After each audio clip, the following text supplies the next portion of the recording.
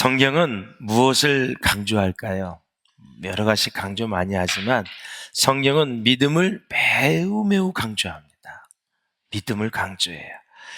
믿음으로 말미암아 구원을 받는 것을 믿으시죠? 예, 아멘. 믿음으로 세상을 이기는 것도 믿으시죠? 아멘. 믿음으로 하나님을 기쁘시게 하는 것도 믿으시죠? 믿음이 필요해요. 모든 문제를 해결할 수 있는 열쇠는 어디에 있느냐면 믿음에 있다라는 것입니다. 그렇기 때문에 믿음이 중요한 것입니다. 유대인들은 예수님을 믿을 수 있도록 뭘 보여달라고 요청을 하냐면 표적을 보여달라고 요청을 해요. 자, 한번 30절 같이 보시겠습니다. 시작. 그들이 묻되 그러면 우리가 보고 당신을 믿도록 행하시는 표적이 무엇이니까? 하시는 일이 무엇이니까? 바로 전날 예수님은 오병이어로 5,000명을 넘게 먹이신 표적을 보여주셨거든요. 또 표적을 보여달라는 거예요. 이게 무슨 얘기일까? 유대인들은 보고 믿을 수 있게 표적을 보여달라고 했지만 사실은 애초부터 믿으려는 마음이 없었습니다. 애초부터 예수님을 메시아로 받아들일 생각이 추호도 없어요. 사실 이전까지 보면 가나의 혼인잔치부터 시작을 해서 얼마나 많은 표적을 보여주셨어요. 5,000명을 다 먹이고 남은 이후에 또 표적을 보여달라고 얘기를 하는 거예요. 사람들은 이적을 보면 내 믿음이 굳건해질 것으로 생각을 많이 합니다. 저도 그렇게 생각을 하는데 이 성경을 들여다보니까 이스라엘 백성들을 하나님이 예를 들어주셨어요. 그들의 인생을 보면은 애굽에서 하나님이 행하시는 이 10가지 재앙을 목격을 했잖아요. 또 광야 생활할 때는 어땠습니까? 만나와 메추라기로 먹이시는 하나님의 능력을 경험을 했어요. 직접 눈으로 보았습니다, 여러분. 보았어요. 또 애국 군대가 추격을 했잖아요. 사면초거가 됐습니다. 그때 이스라엘 백성들은 홍해가 갈라지는 어마어마한 기적을 경험을 했어요. 그러나 그들은 믿지 않았습니다, 여러분. 믿지 않는 그들은 광야에서 다 죽었습니다. 그것이 바로 믿지 않는 증거입니다. 갈렙과 여호수아 빼고 다 죽었어요. 오병이의 기적을 보았어요. 죽은 자를 살리시는 이적도 보았습니다. 그러나 그렇다고 해서 거기에 있던 모든 사람들이 다 예수님을 믿었을까요? 그렇지 않았습니다, 여러분. 오병이의 기적을 보았던 유대인들은 다음 날에도 표적을 배워달라고 요청을 했어요. 하루 전에 장정만 무려 5,000명을 먹인 대기적을 보았거든요. 5,000명이 적은 인원인가요? 장정만 5,000명. 성경학자들은 거의 2만 명이 넘는 인원이 오병이어를 가지고 축사할 때마다 다 그것을 먹게 되었다라는 사실이죠. 얼마나 큰 기적입니까, 여러분? 그래도 믿지 않았습니다, 여러분. 또 유대인들은 예수님께서 보리떡 5개와 물고기 2마리로 5,000명을 먹이신 것은 어디까지나 자기들의 배를 채운 것이지, 배고픈 배를 채운 것이지 예수님이 하늘로부터 온 표적은 아니라는 것입니다. 부인을 했어요. 지금 유대인들은 하늘의 표적과 이 세상의 기적을 구별해서 생각을 하고 있어요. 하늘의 표적이라면 떡이 많아지는 것으로는 안 되고요.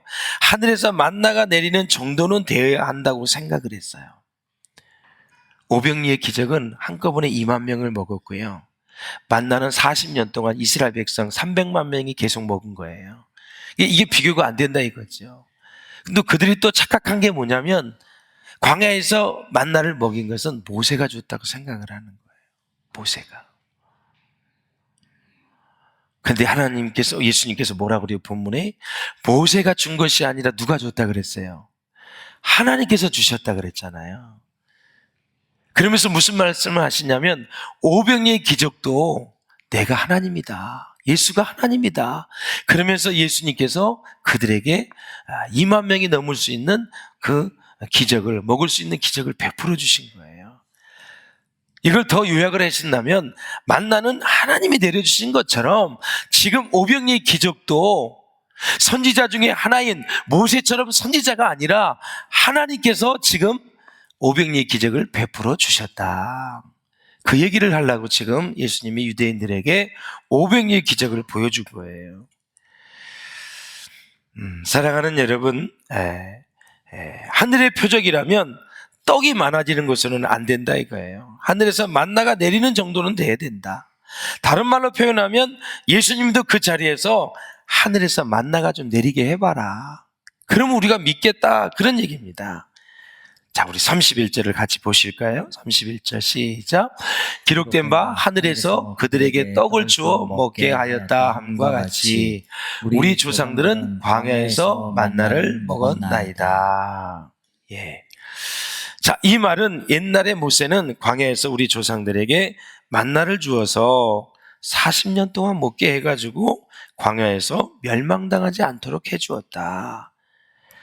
그는 우리 민족의 그래서 위대한 지도자가 되었다.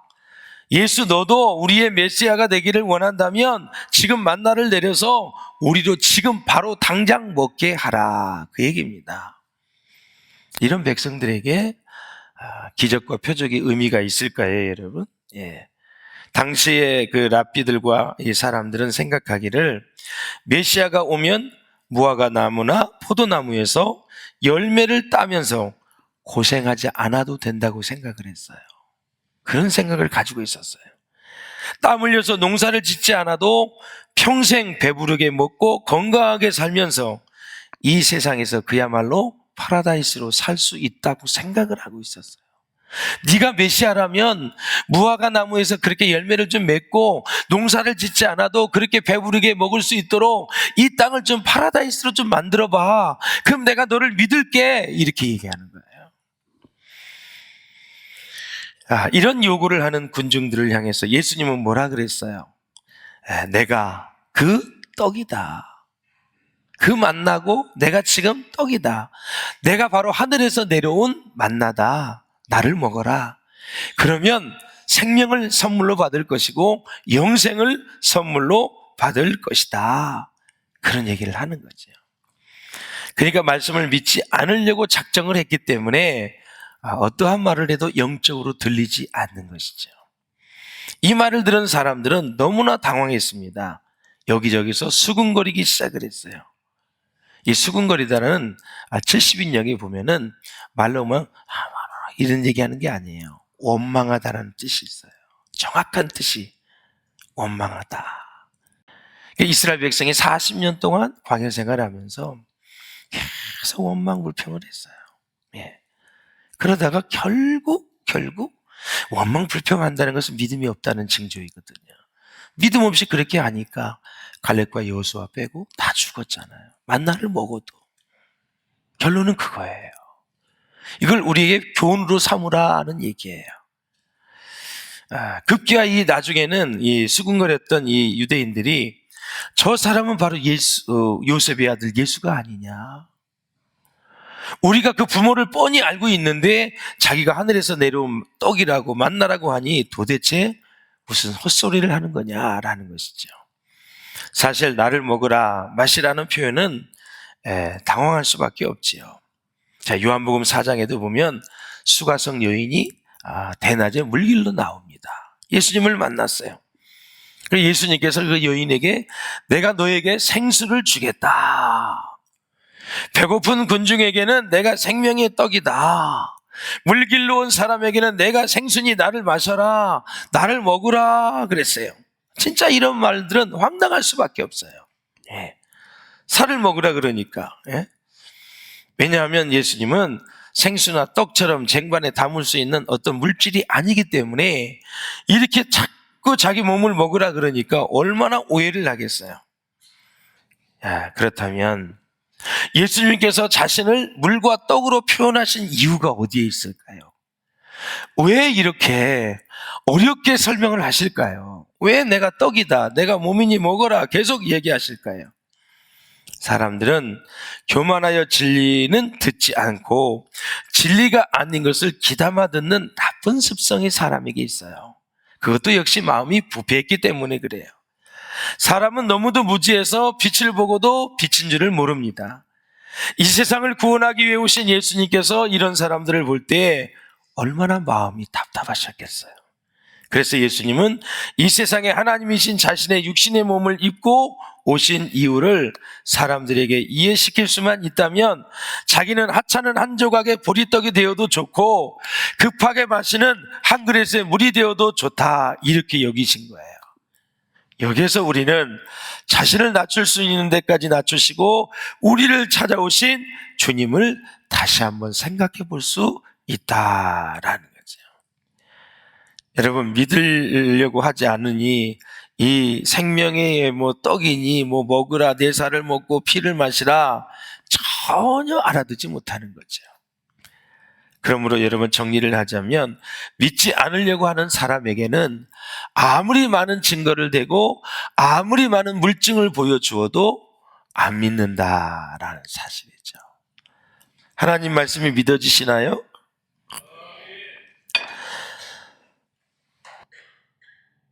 믿어지시죠? 큰 축복이에요. 마음속으로 아멘도 하시고 또 편안하게 아멘도 하세요. 이 세상에서 말씀을 들을 때만큼 행복한 시간은 없는 거예요. 분명히 아셔야 돼요. 난 밥 먹고 국수 먹는 게 최고 행복한 시간이야. 필요한 것이지만 만족을 가지고 비교를 해보면 비교 대상이 안 되는 거예요. 하나님이 주신 영적인 부요함, 이것은 무엇과 비교할 수 있을까요, 여러분? 비교할 수 있을까요? 이제 저희 어머님이 돌아가시는 이제 상황을 잠깐 말씀을 드리면, 갑자기 이제 3일 전에 전화가 왔어요. 우리 매제가 이제 목사님 이제 목회를 하는데, 형님, 제가 형님 허락도 없이 임종 예배 드려서 죄송하다고. 임종 예배? 어머니? 그랬더니 그렇다고.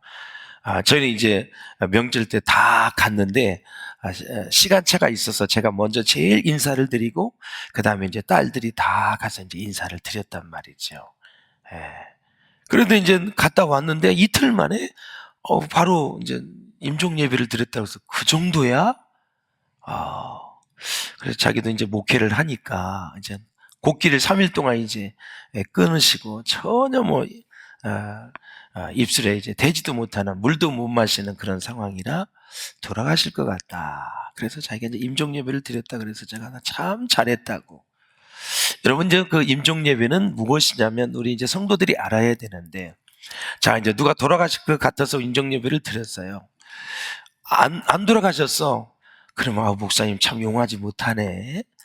어떤 사람도 그렇게 얘기를 하더라고. 임종 예배는 뭐냐면 우리의 예배와 똑같은데 이분이 이제 마지막 갈 때가 되어서 하나님 앞에 이제 예배를 드리고 감사하고 마지막 구원의 확신을 확인하고 그리고 정을 나누고 그리고 나서 마지막 얼굴을 보면서 인생을 마지막으로 정리를 하는 시간이거든요. 그러니까 임종 예배를 드려도 안 돌아가셔도 예배를 드렸기 때문에 하나님 앞에서 너무 귀한 거예요.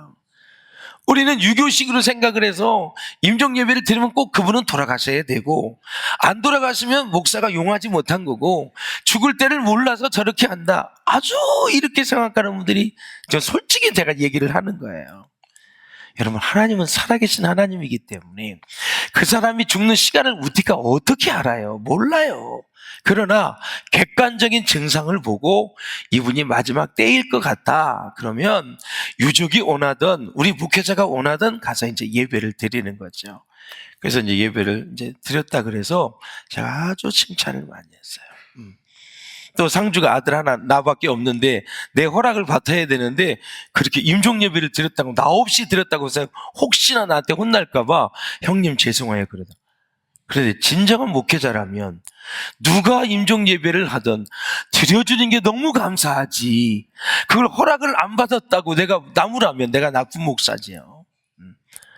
그래서 너무 잘했다고 다들 모여서 구원의 확신 다시 하고 복음을 다시 전했다고, 또 예수님 부활하신 거, 또 우리를 위해 죽으신 거, 그 복음을 다시 전하고 하고 나서 바로 이제 이틀 만에, 하루 만에 그렇게 이제 돌아가셨다고 바로 연락이 왔더라고요. 사랑하는 여러분, 성령님이 우리에게 주시는 가장 큰 복은 뭐냐?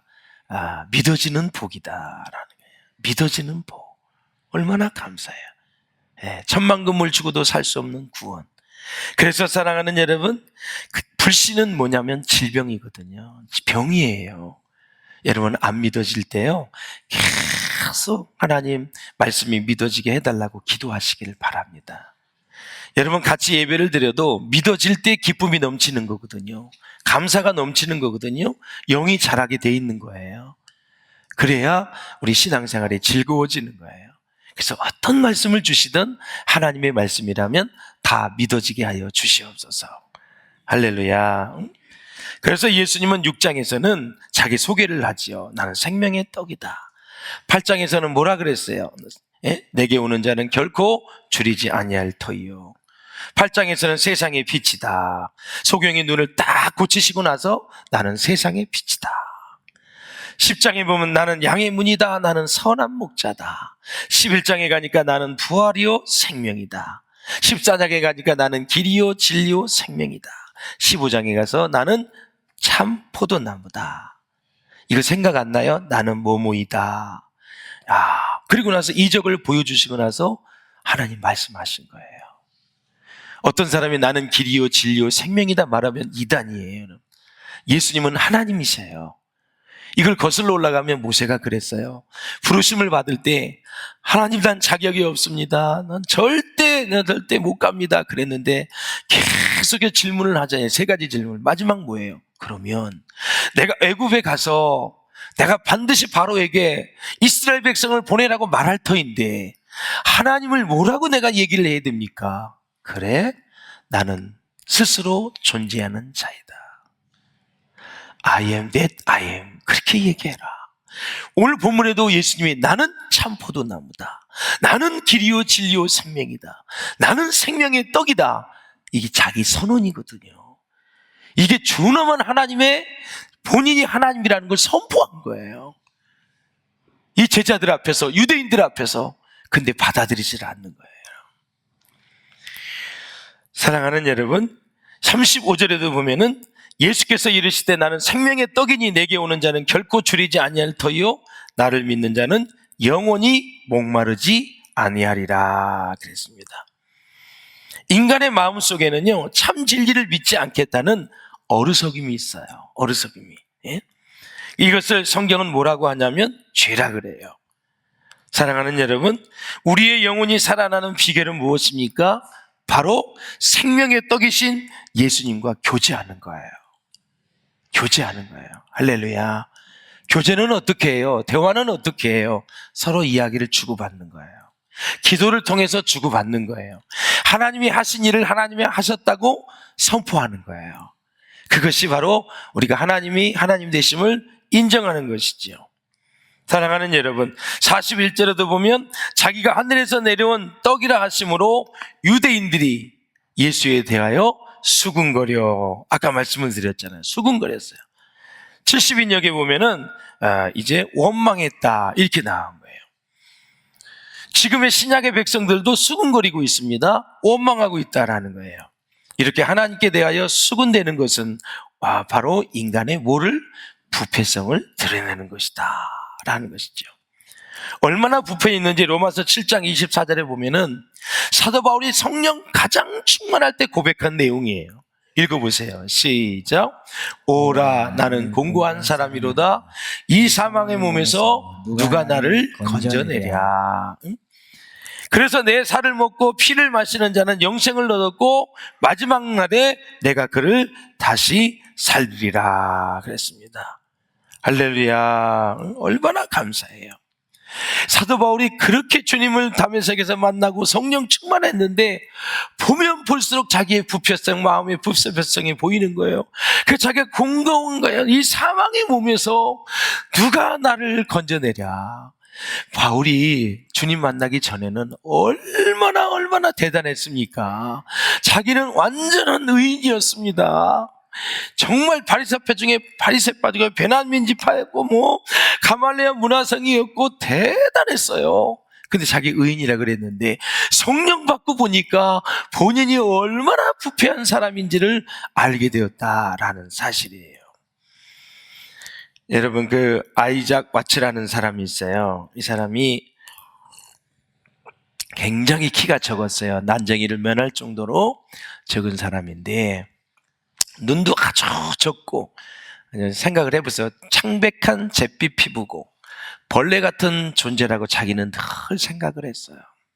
키가 작고 그냥 어디 하나 내놓을 곳이 없이 늘 자신감이 없이 살아가는 사람인데, 이 사람이 예수를 만났어요. 예수를. 그래서 나를 대신하여 십자가에 죽으신 예수님을 믿고 변화가 됐어요. 그 은혜와 사랑에 감동이 됐어요. 그래서 그가 여러분 작사 작곡한 이 143장 찬송가 웬 말인가 날 위하여, 얼마나 은혜스러운 찬송입니까? 혹시 반주할 수 있나요? 한 번만 한번 같이 불러봐요. 시작.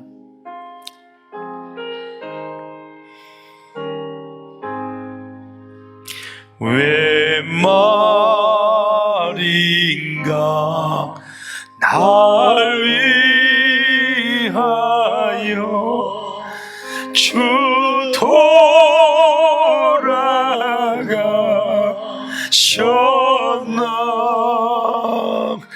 이 벌레 같은 날 위해 그네 받으셨나.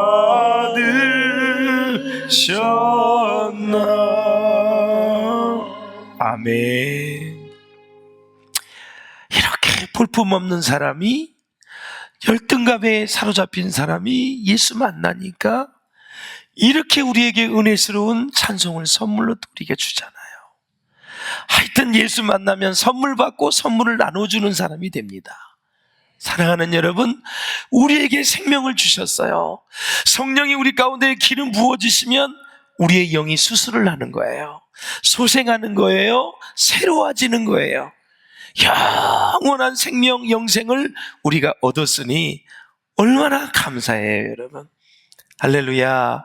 생명의 말씀을 날마다 정말 우리 가운데 마음속으로 받아들이고 믿고 의지하면서 여러분의 삶이 주 안에서 영적으로 정말 배부르시기를 주님의 이름으로 축원합니다.